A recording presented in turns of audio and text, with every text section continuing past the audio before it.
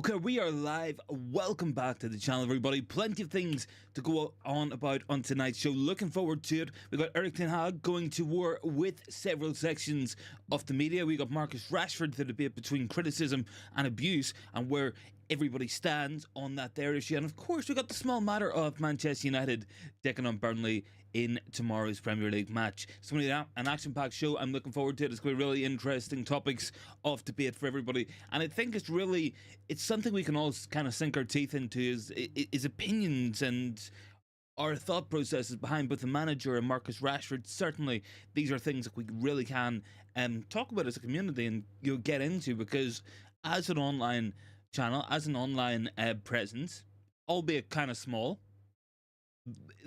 we are part of this ongoing debate, and we are ultimately going to be part of the overall narrative of these stories. So I guess we'll start off with the big one. It's Ten Hag banning several members of the press from his press conference today. That included The Sun, Manchester Evening News, the Daily Mirror were also banned. So those are three big United covers. As well as that, it's kind of interesting because Mullock of the Mirror has been a very close tie to Ten Hag throughout his time at Manchester United. That's an interesting move there. I'm not too sure how I feel about it, because on one hand, I'm kind of looking at what Bart was saying before the show started off as well. I'm looking at this from the point of view that, yeah, okay, Ten Hag has had constant questions asked of him in the media. The treatment has been ongoing from day one. And surely by this point he should be well used to it as part of the scrutiny that comes with being a Manchester United manager. But at the same time, it's interesting because we're not seeing these same debates being having about Arne Slot, whose Feyenoord team are not at the level Ten Hag's Ajax team were at. He is not being dragged through the gutter and having every single credential analysed under a microscope by the press, and he's set to become the Liverpool manager. So I think that's an interesting comparison to make. Ultimately, I think Ten Hag comes up in the press, and I think he comes up in the media and has these negative stories about him. He has this negative coverage within the footballing world because of the results on the pitch, and you can't really argue with that. Yes, people are going to say mean things to you when you spend £500 million across two transfer windows, and you have 53 points in the Premier League after 33 matches, and could be on track for one of the worst ever points tallies for a Manchester United team in the Premier League era. Yes, people are going to ask questions of you whenever you put up the worst record of any single English team in the history of the Champions League group stage, whenever you go out of the only competition you won last year in the second round, whenever you have been beaten by your rivals comprehensively, very easily, throughout this season and throughout the tenure. Yeah, people are going to ask questions. And I feel like, yeah, you're always going to be under a microscope of Manchester United. Maybe this is a character issue with Ten Hag. I'm not too sure. I get why he's on the defensive. I get why he feels he needs to do this. Right now, he's probably fighting for his job, if indeed a decision hasn't already been made. I think it probably has by this point. But it is one of those. It's where does it go from here with Ten Hag? Because I feel like narratives are important, and when you're on side with the media, you do typically seem to get a perception around you, some kind of a an aura around you of sorts. You look at some managers who had it in with the media over the years. You look maybe even at Ralph Rangnick, for instance, had to go to Austria to the national team, whereas someone like Frank Lampard has failed at every club he's been at and got Premier League job after Premier League job. Steven Gerrard had 1 or 2 seasons at Rangers, and suddenly he's the Aston Villa manager. PR and stuff, it does matter in this game. So I don't know. I don't know. I think that's an interesting point, and maybe that's why we're starting to see strange links between certain fan channels and the SCG agency as a whole coming out. So that's kind of my piece on it. I'm going to go through some comments right now as well. But guys, make sure to let me know your thoughts on today's poll as well. What do you think of the treatment of Ten Hag? Is it warranted? Is it harsh? Is it a little bit harsh? Is it fair enough, do you think? I think if we had a team that was winning matches and we weren't sitting in the position we are, playing the football we are, struggling like how we are, then I think there'd be a lot less questions about him. Yes, he's a blunt guy, but there's other blunt men in management as well. It's one of those it's one of those things. I don't know though. I don't know. I'm going to go through some comments anyway. I've got 10 likes in the video. Big ups, guys. Bart says the treatment that he experiences is not new. Look at the inaugural press or Sky Sports grilling him in the middle of August. Perhaps he should be more open to pressure and not so blunt. Plus, the pressure of being United manager is immense, especially if results and goals are hard to come by. Add to this constant noise coming out from the club and the pool of fans in the media. Yeah, that's definitely going to be contributing factors. You're completely correct with that. Hello to Charlie as well. Thanks for joining in. Liman is down there as well. Good to see him. He says, if Ten Hag was about himself, he wouldn't have the insecurities no matter what the media asks him. He knows he has faults, and that's why he gets agitated with the media.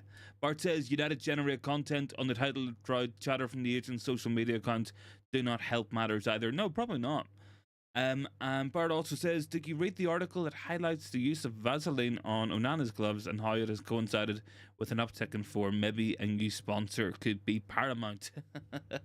There we go. Bart's always got the obscure ones. And yeah, I had noticed about Onana and the Vaseline. I think that's an interesting one. It seems kind of counterproductive. Why would you want something to slicken your hands when you're meant to be catching the ball? But there is something in that.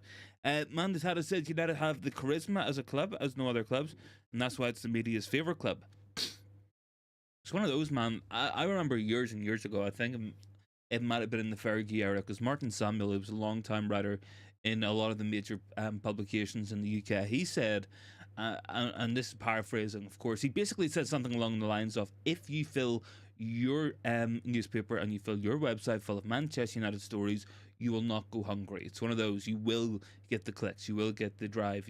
And right now, this is a club that's struggled really with negative perceptions, negative news for the last 10, 15 years. There's no doubt about it. The press have made a killing of United being bad. They really have. Big ups to Max Thompson down below. Do you think Ten Hag will change his style of play following reports Wilcox and the greater Ineos team on a possession-based style of play as per the Muppeteers? Possibly. But I don't think he can. I think that's something that I've been mentioning many times on this channel and on other channels. It's if he was able to do it, he probably would have done it by now. I don't get how he has sat back and watched the performances, the structural issues, the system, and be able to be content with it, be able to be happy with it, and be able to decide not to attempt to change it, even go back to a more mid-block pragmatic approach, playing the transition, and try to ensure results. We haven't done any of that, and that's the weird thing about it, is like, he doesn't seem to have made any kind of an effort to actually fix the situation we find ourselves in. Bart down there as well. Liverpool are bigger though in the fact in the 90s the press did the same with us. I don't think Liverpool's a bigger club. No offense. Like, I don't think in this day and age it's a bigger club. I think maybe in the 90s, yeah, you could have put that argument out there, but not anymore. I don't think in the era of worldwide fandom and worldwide coverage, this really is probably as big as it gets, outside of maybe Barcelona or Real Madrid, but that's probably about it. Anyway, look, I'm going to jump on to the next story because it is interesting as well. It is, of course, Marcus Rashford. Now, as a fan channel on YouTube, as someone who produces content and makes their own content based on Manchester United, Marcus Rashford has been an interesting topic for conversation for myself and for many other channels across the years. And last season was absolutely spellbinding by Marcus Rashford. You're talking 30 goals, 12 or 13 assists. It was absolutely fantastic. And if it wasn't for Marcus Rashford last season, United would have finished a lot lower in the Premier League. Make no mistake about it, that's probably why we won the Carabao Cup. It's probably why we made the FA Cup final. It's probably also why we managed to finish in a Champions League spot last year. There's no doubt in my mind about that. The importance of Marcus Rashford last season to this team could not be understated. Across his time at United, he's had some really good seasons. He's had some poor seasons. I think he's got 125 goals for an academy product that you cannot ask for better. And I do think a lot of the criticism crosses the line of being outright abuse. And other channels will do this. They'll go after the guy live stream after live stream, video after video, constantly dragging his name. And a lot of it's because of some of the comments he has made himself towards other channels towards what he regards as fake stories being out there. It's obviously not a priority of his to work with those creators, and it's very frustrating for me because on one hand, I can sit back and say Marcus Rashford having under 10 goals this season, which is probably how it's going to finish up. I think he's got 7 or 8 goals in all competitions. He's injured at the minute. We don't know when he'll be back, of course. So Marcus Rashford to score under 10 goals at the age of 25 in a season it isn't good enough. And I'd be the first one to say that. He's a frustrating player. He's a player out there, who really can frustrate, annoy, and you want to see a lot more from him. But I do think as well, a lot of this criticism and online discourse we see about the guy, it's excessive. It's like what we've seen with Harry Maguire. It's like what we've seen with Fred, with Scott McTominay. Now, does Rashford go about it in the best way possible, answering back, firing shots back occasionally? Maybe that's ill-advised, but there is no mistake about it. There has been a witch hunt against several of our players from our own fan base, and at times I feel like everybody will be guilty of kind of jumping onto it and piling into it. It's one of those, I can see it from both points of view. Last season was very poor for Harry Maguire. Made a lot of individual errors. His overall performance dipped. We wanted him stripped his captaincy. We might have wanted him sold. I'm sure when those West Ham bids came in, we thought that we're going to get rid of him. I thought that probably would have been a good thing for both parties. It's one of those. Personally, I think Rashford, I don't know if it's the smartest thing to lower his level, to go and fire back at a lot of these online accounts and go and fire back at a lot of these online media outlets and whatnot. I personally don't know. I get the frustration, because the players are aware of what goes on and online now. I'm not saying that the team's going to be sitting back in Carrington right now with their feet up watching me sit and talk shit, because they're not. But they might be watching some of the really big channels out there. The general discourse out there is poor, and there's definitely a concerted effort within some elements of the football agency and the footballing world to work with that, to help try control narratives, because that's what a lot of this is about. It's about narratives, it's about perception, and it's about thoughts and thought processes. It's one of those there ones. Big ups to Yarla. A few months ago, Rashford comes out and said he thrives when people doubt and criticise him, and now he complains about it. Yeah, see, that's what I mean. It's, I completely understand that there. I'm looking at it from the point of view, yeah, you can't really come out and say, when you hate me, when you love me, it's great, but when you hate me, that's even better. I want people to doubt me so I can prove them wrong. You can't really come out with talk like that and a month later come out and all of a sudden you're banging on saying that it's excessive abuse and that is so unwarranted. I get that. I really get that, and I think that's a source of frustration. I don't know. I think it's an interesting one because I know how good Rashford can be. I know how important he can be for this team. We seen him last season do it. We've seen him do it in other seasons as well. But this season has been a really big drop off in quality. There's no doubt about it. Bart said Rashford is an enigma for me in terms of his personal development as a winger. He is a brand too. I'm certain he will not leave the club. You need to let him have the summer off. Yeah, I think so. I think not going to the Euros would be a good thing for Marcus Rashford because England will be playing in the World Cup maybe in 2 years' time, because I think it's a much quicker turnaround. He would only be 27 at that point. So yeah, I think that's absolutely fair that Marcus Rashford maybe doesn't make the squad for the England team this year. Give him the summer off, let him go recharge, get his head back in the game, because right now it does look like his head isn't in the game. Right now he doesn't look like the player we've seen last season, the player we know that can be there. It doesn't seem to be there. I think he needs to get his head back in the game, and I think a summer off will probably do that there for him. Hopefully, in the ideal world, because getting Marcus Rashford back up to form, getting Marcus Rashford firing at the level that he can perform at, is a lot easier than going out there and trying to replace that kind of player. It's true. It's the absolute truth of the matter.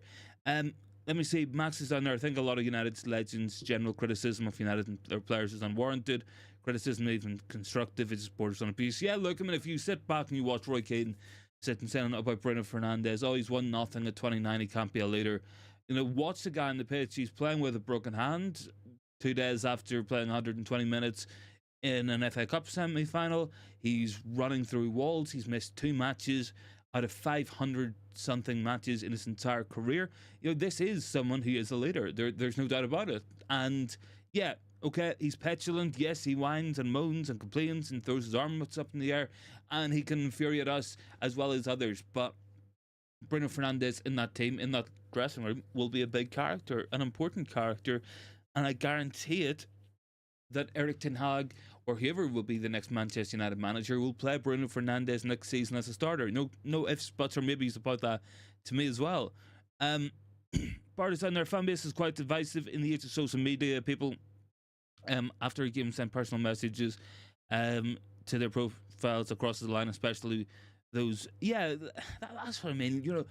We've seen literal bomb threats made to Harry Maguire at this football club. We've seen players get harassed in public. We've seen players feel the need to respond online time and time again. I do feel like as fans there's a general pile-on, and there is definitely an element of jumping too far too deep with this here sort of stuff, and to me it's a big frustration. It is, because I'm like, you want to be able to constructively criticize, you want to be able to voice an opinion, but it's almost as if you're not screaming from the rooftops with the loudest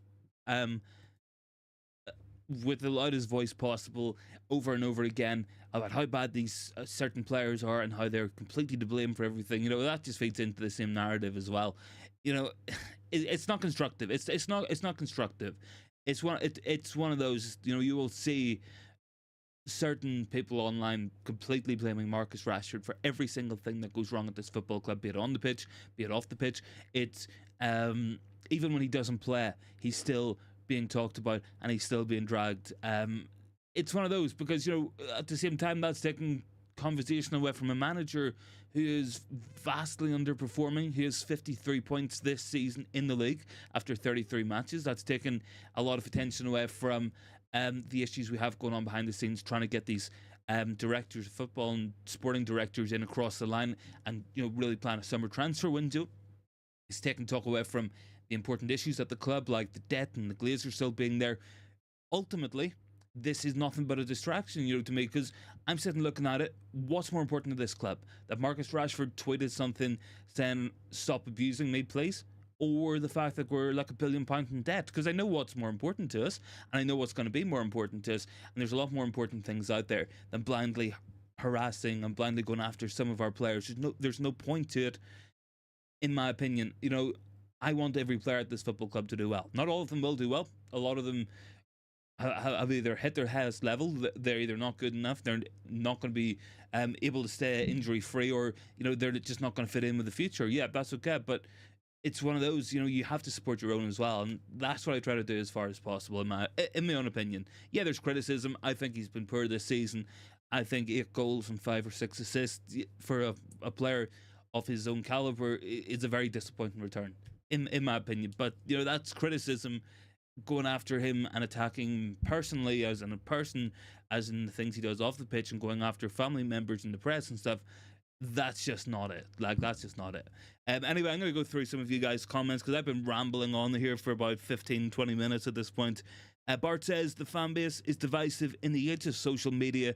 People will send messages to personal profiles across a line, especially when laced with words to their family. Bourne said the players are too soft to play for United. Criticism and abuse are two different things. Beckham faced much worse abuse, but never complained. See, that's one of that is one thing. Is like, I can sit here and say that I don't think Anthony, for instance, is good enough, right? That's not me criticizing. That's not me abusing the guy. That's not me going after him. Yeah, David Beckham got some of the worst treatment a professional footballer ever has done, and that was an absolute disgrace at the time. But abuse is still abuse, as well, in my own opinion. Bart said hoopball is needed. Remember that no matter who Ten Hag plays who sells, who signs, he can never do it all in one window, and importantly, he cannot satisfy everyone. Dark Row, Rashford is just diverting the minds from his poor performances. He's become a politician, taking us fans for granted. This time we should reject him enough. Max saw a stat yesterday, said United's expected points versus actual points would put us at 16th. Ten Hag needs to change the tactics next season if he's here. I believe he has the ability to do so and adapt, but it is worrying he's too stubborn to change. UK Jezza, Rashford has been horrendous this season, and Burnley looks arse most of the time. Playing the victim in those circumstances is laughable, not to mention a 48-hour bender in Northern Ireland. Yeah, look, these are bad, these are mistakes. Like, they are. I completely get that. Like, I will be the first one to say, yeah, Marcus Rashford, bad performance this season, hasn't hit his own levels that he set for himself last year. Is there issues on the pitch? Is there issues off the pitch? What's going on there? Is there prolonged fitness issues? What's going on here with Marcus Rashford? And yeah, some of his actions haven't been fantastic either. Going on a bender as such in Northern Ireland, yeah, that was definitely ill-advised. I feel like, I don't know. I feel like it takes a lot of mental strength to kind of go through that level of abuse, and I think one of the things that has really impressed me this season about Harry Maguire is how he's just got his head down, worked hard, got himself back into the team because he knew players around him would be injured, and he's performed as well as Harry Maguire would or could do in this team. I think that's fair enough. I don't think everyone's got that same mentality, and Marcus Rashford, if he feels like he has suffered abuse or if he's been an unwanted scapegoat of such, yeah, absolutely, Joe, that's fine. And it's one of those there. It's like you always want you want to have your say and put your side of the story out. Maybe you could be better advised in these situations. I don't know. I'm not Marcus Rashford. I'm not his agent. I'm not his family. Whatever. I don't know, but I think what it comes down to as well. It raises an interesting question. It does, and what the question is Marcus Rashford gonna be determined to keep playing for this football club? Because he has come through United. He's always been here since he's been a child. He's went every day to Manchester United, played every game for Manchester United. Is there going to come a point where he says enough is enough? I want to go. And then what happens in that situation? It's like I said earlier, Rashford is a player capable of scoring 30 goals a season. We've seen it last season. We've seen it for 2 seasons under Ollie. And, he can do it. He can do it. He's still only 25 years old. It's one of those. Is Marcus Rashford as replaceable as what we think he is? You look at some of the talk within the footballing world, and a lot of people don't seem to think so. And it's one of those. Is it easier to build an environment to get the best out of him, or is it easier to sell him and try to go out there and get someone else who is equally got that same ability, equally can do what he does on the pitch, on his day, and can thrive in this environment? That's the question I guess we're going to have to ask ourselves as well sometimes. It's one of those ones, there's really no right or wrong answer with this, I don't think. And I think a lot of it's going to come down to what Marcus Rashford wants to do. He has the talent, he has the physical build, he's got all the attributes out there to be a top player if he gets his head back into the game and he starts playing really well, which we know he can do. We know he is very capable of it. But I don't know. Jeremy's son there, would a truly elite player whine social media? I mean, I've seen Ronaldo whine social media. I've seen other players mine as well. Is it being badly advised? I don't know. Should he have really been lowering himself to that level of just clapping back at like United stand or whatever on Twitter? Probably not. It's one of those there ones. If you engage with it, you're kind of giving validation to their claims and to their statements and what they're putting out there. But it's one of those ones. It's hard to know. Anyway, Lucky Singh is down there. Amad Diallo and Ericsson will be on. Let's make sure we turn the ball over tomorrow. Get the ball back. 3-1. Mason Mount could start. Yeah, Joe, we're gonna have a go at that. There, we're gonna have a look at tomorrow's match because, well, we've done 25 minutes here, so I suppose we've got a good talking about Burnley tomorrow. Anyway, Burnley tomorrow has to be another 3 points. Not that it matters a lot. Not that it means a lot. It's one of those ones. Are the players starting to think about the FA Cup final? Because to me, that's the only match that really matters, for the rest of this season. I don't think playing Burnley at the weekend really matters. I don't think playing against Crystal Palace midweek or Brighton, Arsenal, do these matches really matter? We've got 53 points. We are, I believe, 13 points off the top 4. We are 7 points off Spurs, who have got a game in hand on us as well. And at the minute we're in a Conference League spot, I think like it really doesn't matter what happens in the next couple of matches. The only thing that really matters, I guess, is the FA Cup final. But look, we play Burnley. Burnley's going to come to Old Trafford fighting for their lives at the bottom of the table. There are 3 points from safety, and I really can't see Burnley staying up, to be honest. But they're going to come, and they're going to put everything up in this match. And Vince and company's team, will sit back and try to counter-attack us. I have no doubt about it. They've got some pace in there. They'll want to try beat us. They've got a lot more to play for than what we do. Should we be beating Burnley? Yeah, absolutely. Can we win again? Can we beat Burnley? Yeah. Should we be beating them? Yeah. Will we go out there and do what we did against Sheffield United and make a game of it? Probably. If we make a game of it against Coventry and against Sheffield, then absolutely, we probably will have Burnley at Saturday, and they'll probably end up scoring a goal or two at Old Trafford. Based on the evidence we've seen, now I don't want to be too negative about it, but it's one of those things, and the fact we're having this conversation probably feeds back into our overall story about Erik Ten Hag's war with the media, where he's really not happy with his own treatment and his own perception within the media, and it probably feeds into how the players are feeling as well. A lot of them feeling that they need to be on the defensive and stuff online or within social media, but there's no excuse not to be winning against Burnley. Anyway, can bring you guys some quotes, I guess, when we're talking about the Burnley match coming up, because some of it is interesting. And as Lucky said, we are going into this one tomorrow, 3 o'clock kickoff, so I don't think it's televised or anything, but Mason Mount potentially back, which be interesting. Obviously scored against Brentford pretty recently. Hasn't really played too much since then as well. Unfortunately keeps getting injured. Now I don't know if it's his fault or if it's how we're handling players, because there's definitely elements of truth for that there one. But I guess Mason Mount back in the squad for tomorrow's match. Ten Hag talking with Rashford as well, said of a lot of sympathy for him. Last year was a brilliant season, and is the best in his career. He scored 30 goals this season. He hasn't had the same performances, and people have been very critical. We have to get him back from injury, and we have to get him back to the levels of last year. I think Rashford needs more support. I know that he's capable of, and we have to support him and push him. He can do brilliant things. We've seen that last year. 30 goals was really brilliant. And as well as that, Erik Ten Hag speaking on the fans.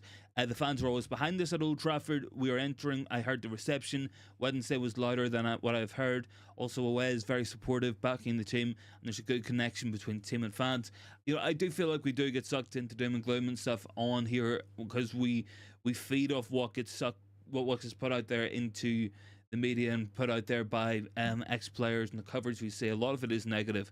It's hard really to sit and have a positive attitude towards this team at the minute, and especially under Erik Ten Hag, when we have lost 17 matches this season, when we have 53 points and a +1 goal difference with only 5 matches left in the Premier League season. There's not a lot to be optimistic about. There's not a lot to cheer about at this moment in time. And we made the FA Cup final, but we almost dropped points against so we almost lost against Coventry. We threw a 3-goal lead away, and Coventry almost got a winner. If it wasn't for the tip of a boot, they would have went through into the final. So it's one of those ones. There's really, the team will always be supported in person, but I do feel like we'll always get somewhat closer to the truth on here as well, because maybe there is that little bit of detachment sometimes. But Mount coming back is good. Ten Hag says on Luke Shaw, Lisandro Martinez and Anthony Martial, we'll see them all in the season. They'll return to the pitch next week. They have to make the step into team training, and then they can be available for the last few weeks. They're progressing well. So Luke Shaw, Martinez, I don't think we're going to see too much more of Anthony Martial. I would be surprised if we do, to be honest, but anything could happen. I've got some comments I want to go through as well. Who have I got down below? Jezza said he's 27 in 6 months. It's now or never for him at that age. A lot of the criticism is because he's on 350k per week. That's not a marginal amount of money for most people watching him stroll around. Yeah, I get that, man. I really do. Marcus Rashford earns per week probably, oh god, I don't even know, man, like 10.5 times what I might get in a year. 10, 11 times what I make in a year. Like it's obscene. Like and you know it is. It's hard like to really get into. You're kind of like, right, well, you know, this guy's walking about in the pitch right now for that amount. I would run my ass off for a tenth of that, like literally. Um, I've got Lucky Singh talking about get the ball to Rasmus Højlund. Yeah, I want to see more service for Højlund, of course. Matata is down there. He's working on a question for Bart. Bart said, "Did you try Baba Ganoush or Hagelside?" No, I haven't tried that, buddy, but I will. Um, I will. Don't worry about that. Bart said Orange Lock will come in and continue the Pill dynasty. Don't know. He might do. He might not do. It's it's one of those ones. I think Eric Ten Hag was in a better place in terms of his managerial perception, and his team were playing at a higher level in the Eredivisie than what Slot's team has been playing at. And he's come in and had massive issues as well. So it's one of those there ones. We don't really know how it's going to work. Might work great, might work really bad. We don't know yet. And I guess we'll find out in time. Should he become the Liverpool manager? But there's no guarantee of anything anyway. We do have a couple more stories I wanted to touch on and go through on tonight's show. I'm not going to bother too much about Roy Keane's comments because I feel like it's just engagement farming for the overlap, to be honest. Coming out here just ridiculing Bruno Fernandes off absolutely nothing. But I'll go through an interesting article by Mark Ogden. First and foremost, I think we can discount the fact that he says £100 million spent for the summer. I feel like that's nonsense. We've got the COVID seasons out of the books. We've got those lost seasons out of the profit sustainability rules. We can spend a lot more money this summer. Make no mistake about it. Make no mistake about it. We can spend a lot of money in this upcoming window looking at the financials. Mark Ogden also says Rashford's future is in doubt due to him signing a £300,000 a week contract last summer. There is little interest. PSG links are wide of the mark. They prefer Rafael Leao. Christian Eriksen is attracting interest from Turkish clubs, and there is also interest in Casemiro from the Saudi Pro League. Not a bad move, to be honest. I think that's a big wage when they get off the books. Victor Lindelof, Wan-Bissaka, Harry Maguire, Scott McTominay are all out of contract in 2025 and could leave for suitable offers unless they sign on reduced terms. Rafael Varane and Martial will leave as free agents, and that will free up around £450,000 per week in wages. Some of the money we're paying these guys is absolutely obscene, and it is genuinely crazy, and we will be able to do a lot for that there. And we can have your opinion on the likes of Varane going or Casemiro going or Eriksen going. Absolutely, but I think they're all smart players to let go, to be honest. I just think you have to look at the age. They're all over the age of 31, 32 now. On the amount of money that they're on per week, you got Casemiro maybe on 300,000 a week, Varane maybe 250, 300,000, Eriksen's on 180,000 per week, Martial on a lot of money per week. You could save £700,000 per week with your wages, and that's big because ideally, the type of players we want to sign is going to be changing as well. We want to be bringing in some of these younger players who might come in smaller terms, smaller wages. We can bring more players in as well. What have I got? Bart's on there. Liverpool are better run. Slot walks into a great working environment with talented players coming through. It's one of those ones, buddy, because they're missing out on some big players. You've got Mohamed Salah potentially leaving in this summer, and maybe Liverpool should have took that £200 million offer that was on the table last year, if it was real. You got Van Dijk. Yeah, he's been exceptional at times this season, but in the last couple of weeks, it's not been good. And in the forward line, who's going to step up? Will Darwin Núñez ever be a clinical striker in front of goal? Will he ever be a reliable, consistent finisher based on the chances he's given? Questionable. Will Cody Gakpo ever fully acclimatise to the league and be the player Liverpool want him to be? Questionable. Will Luis Diaz be able to produce more in terms of goals and assists numbers? Questionable again. Yeah, there's some really good young players in there. You've got Harvey Elliott, you've got Connor Bradley, Curtis Jones is doing well, Jota's still a good player, Trent, of course, Gomez playing pretty well this season, depending on his position. But it's not as guaranteed, I don't think, anymore. And for Liverpool really to win the big trophies, you do need that element of world class players, at the top end of the pitch that they have had before in Mane or Firmino or Mohamed Salah. Maybe they haven't quite got that right now. Lucky's down there, cover some important news. I will. Don't worry, Lucky. I will, buddy. McTominay, part of the Germany deal. Good, 42.5 million. I think we could sell him, and I think Greenwood would be a big sale as well. I'll get touching on that one as well. Bart reckons PSG will play Xavi Simons at left wing. I mean, Xavi Simons has really kicked on this year for Leipzig, playing really well in Germany as well. Matata, all the high fees and big wages you see at United is because of commissions, bribes, dodgy payments done by the British employees at the club.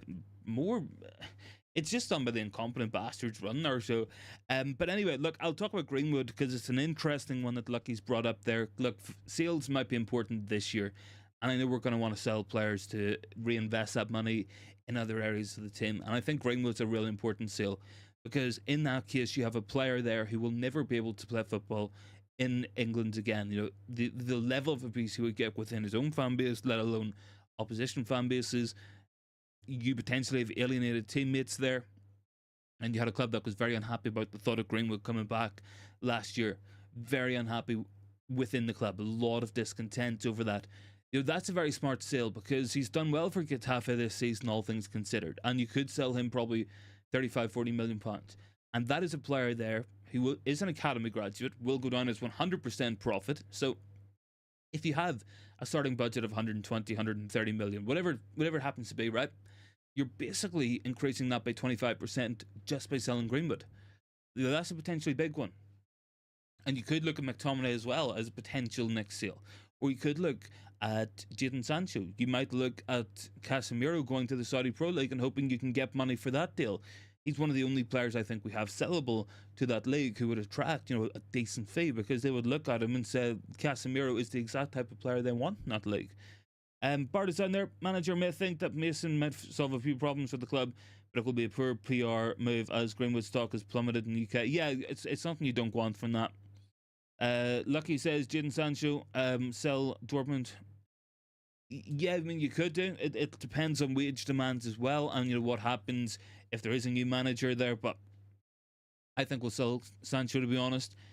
Bart says as well, 50 million is the most United can get for Greenwood sale. Clubs in Europe do not have the money as the Premier League. Same goes for McTominay. No, I firmly agree that McTominay is going to be a sale to the Premier League if he goes. I've no doubt about that. I think Greenwood, you could sell him to an Atletico. You could sell him to a Barcelona, a Juventus. Teams like that might bite at him and take him for 35 million euros, whatever. But that will go down as pure profit. So that's important as well to remember. Max said, Luke Shaw is approaching a testimonial. Yeah, he is. I think Martial is too. Bart said Sancho is unsellable. Look at his wages. Still goes for Casemiro and Eriksen.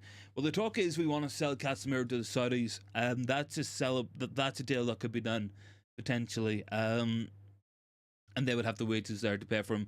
Eriksen's being talked about with a move to Turkey. I don't know if it happens or not. Could do.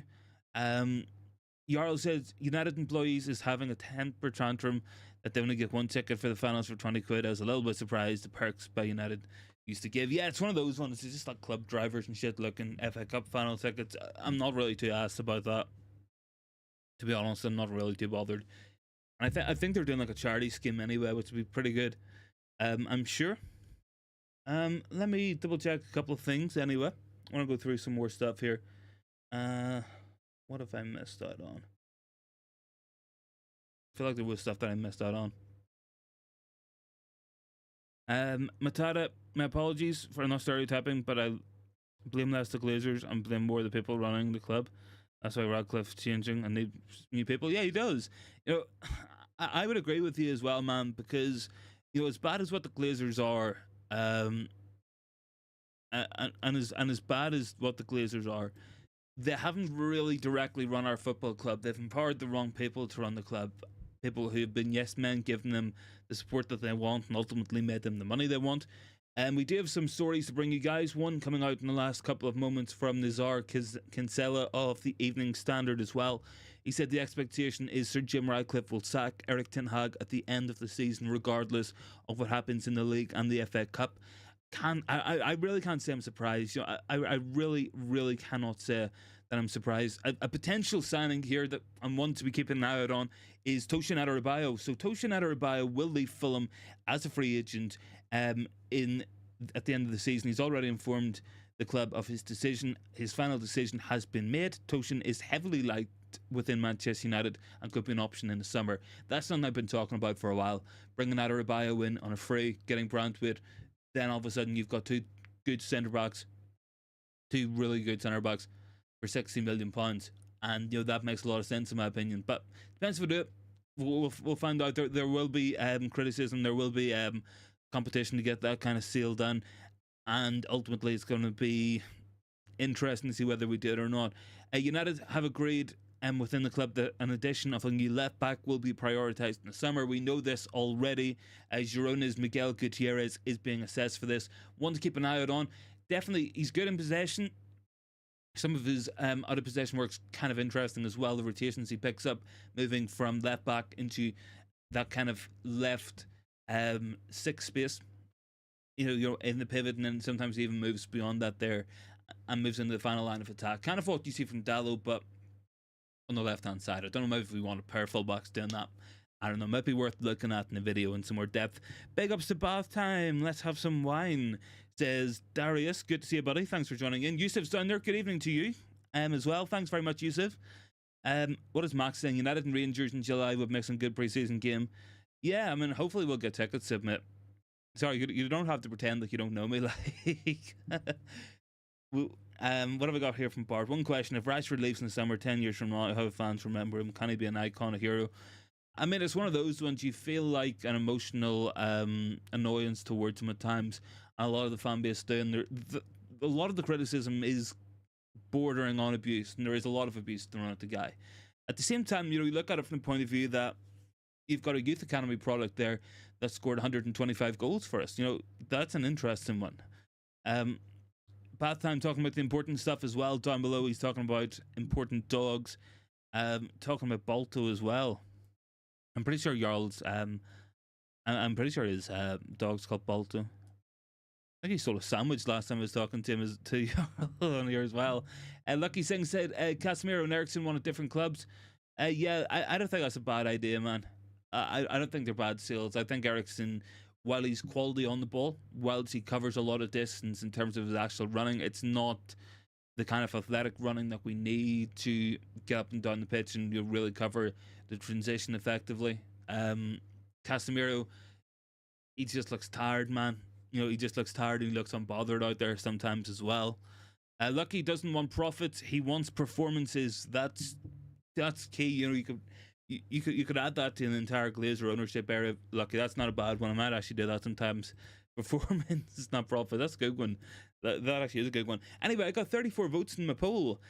Is Ten Hag treated too harsh by the media? We asked. 53% said yes, 9% said a little bit harsh, and 38% said no, he's not treated too harsh at all by the media.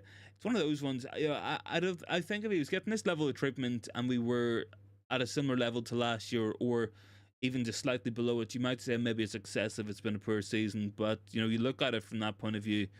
That we've got 17 losses, 53 points after 33 matches. We've got a goal difference of 1.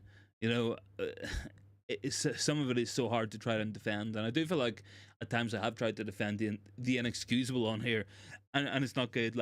But I don't know. The Tuchel rumors are going to be